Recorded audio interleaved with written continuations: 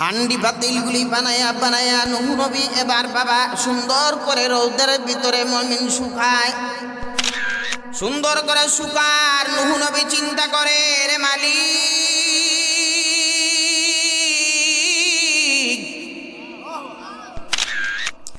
এগুলি আবার আমার দিয়া তুমি বানাইলা, কোন কারিশমা মাওলা আমি তো জানি না। আল্লাহ তাআলা বলে, নূহ তোরে আমি আল্লাহ বানাইছি। নূহ নবী রে, এই দুনিয়ার কোন মানুষ তোমারে বানায় নাই, এই দুনিয়ার কোন মানুষ তোমারে হাত দেয় নাই, জবান দেয় নাই, কর্ণ দেয় নাই, নাসিকা দেয় নাই, সব দিয়েছেন কে? জোরে চিল্লা বলেন। আমাদেরকে হাঁটার ক্ষমতা কে দিয়েছে? জোরে চিল্লা বলেন। বানাও বানাও, কষ্ট হচ্ছে, বানাও। কয় কয় সুন্দর করে আমি হান্ডি পাতিলগুলি বানাইলাম, বানাইয়া বানাইয়া তারপর আমি রোদের মধ্যে এগুলি শুকাইলাম। কয় শুকাইয়া বৃষ্টি পরে আবার আমি এগুলি ঢাইকা দিলাম, আর কুয়াশার পানিতে যেন না ভেজে এই জন্য আমি এগুলি ঢাইকা ঢাইকা রাখলাম। খুব আজমতের সাথে, খুব বাবা হিম্মতের সাথে সুন্দর করে যত্ন করে এগুলি নিজ হাত দ্বারা বানাইলেন। নূহ নবী আল্লাহরে বলে, হে মালিক, কতদূর বানাইব? কয় সীমা নাই, তুমি বানাও। এ বাবা বানাইতে বানাইতে অনেকগুলি বানাই রে মুমিন।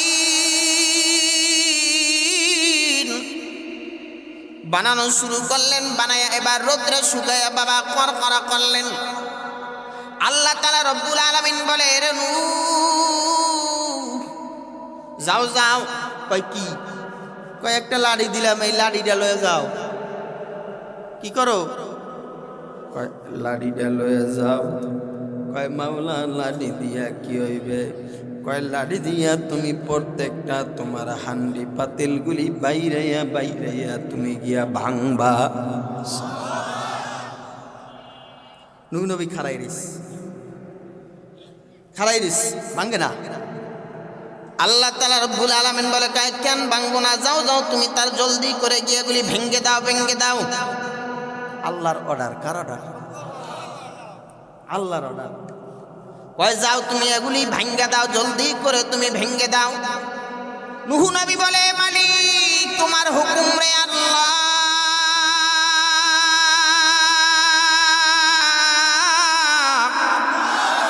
তোমার হুকুমের বাহিরে চলার মতন কারোর কোনো ক্ষমতা নাই রে মালিক। এ মালিক, তবে আমি বাইরে বাইরে সব বাবা হান্ডি পাতিলগুলি ভেঙ্গে ফেললেন। মুখটা বেজার করে বয়ে রিস। আল্লাহ তাআলা বলে, কয় নূহ তোমার মুখটা কেন বেজার করে? তুমি একই জায়গার মধ্যে বসে রইলা, তুমি বলো বলো। নূহ নবী কয়, আল্লাহ এইগুলা নিজ হাতে আমি মাওলা বানাইছি, আবার নিজ হাত দিয়া বাংছি, এই জন্য আমার মায়া লাগছে, আমি এই জায়গায় বসে রইছি। যে কোনো একটা মহিলারে গিয়া বলবেন, তুমি একটা হাঁসের বাচ্চা, একটা মুরগির বাচ্চা লালন পালন করা, যদি চিলে লয়ে যায় বা মারা যায়, মহিলাটা বাচ্চার মতন ওয়া ওয়া করে কাঁদে রে মুমিন।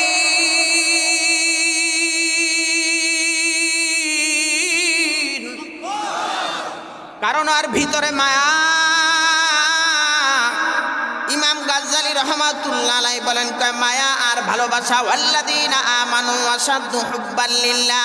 এ বাবা, আল্লাহ মানুষকে বড় ভালোবাসে, আল্লাহ মানুষকে ভালোবাসে। মানুষকে জাহান্নামে যাওয়ার জন্য আমার মাওলা কারোরে বানায় নাই, ইহুদিরে বানায় নাই, নাস্তিকরে বানায় নাই, মুরতাদরে বানায় নাই, খ্রিস্টানরে বানায় নাই, মুসলমানরে বানায় নাই রে মুমিন। সব মানুষের জন্যই আমার মাওলা জান্নাত বানাইছে। ঠিক আছে নি? কিন্তু যার যার কর্মফল অনুযায়ী সে জাহান্নামে যাবে, এটাই তো বাস্তব, তাই না? হ্যাঁ,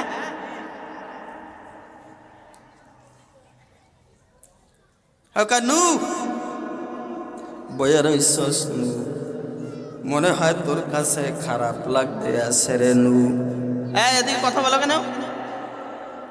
ডাইন সাইডে কথা বলে কে?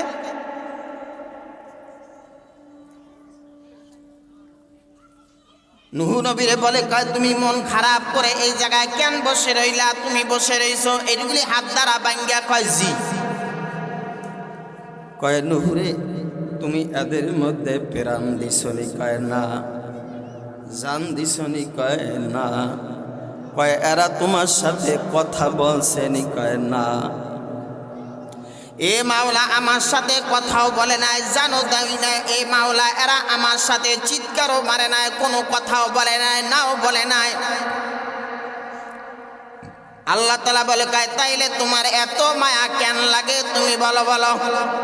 কয় এ মালিক আমার হাত দ্বারা আমি বানাইছি, কুয়াশার পানিতে জানো না ভেজে রে মালিক, এই জন্য ঢাইকা রাখছি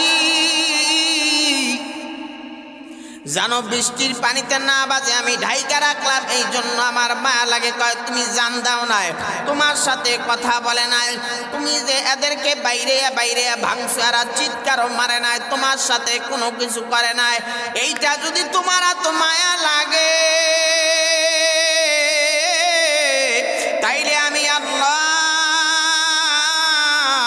এই পৃথিবীর মধ্যে আমি মানুষ বানাইছি, মানুষের আমি কত ভালোবাসি, আমি পয়গাম্বারদের দোয়াও কবুল করি, বরদোয়াও কবুল করি।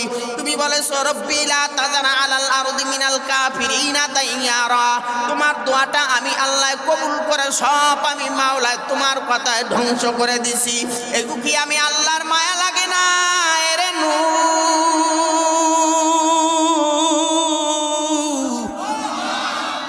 এগুলি কি আমার মায়া লাগে না রে নূহ? আমি তো আল্লাযীনা আমানু আসাদ্দু হুব্বান লিল্লাহ, আমি আল্লাহ তো এদেরকে মোহাব্বত করি, ভালোবাসি এদেরকে আমি বানাইছি এত সুন্দর করে। কয় আমি আল্লাহ একটা দুইটা কসম খাই নাই, চার চারটে আমি মাওলায় কসম খায়া বলছি মানুষ বড় সুন্দর করে বানাইছি। ওয়াত্তিনি ওয়াস-সাইতুন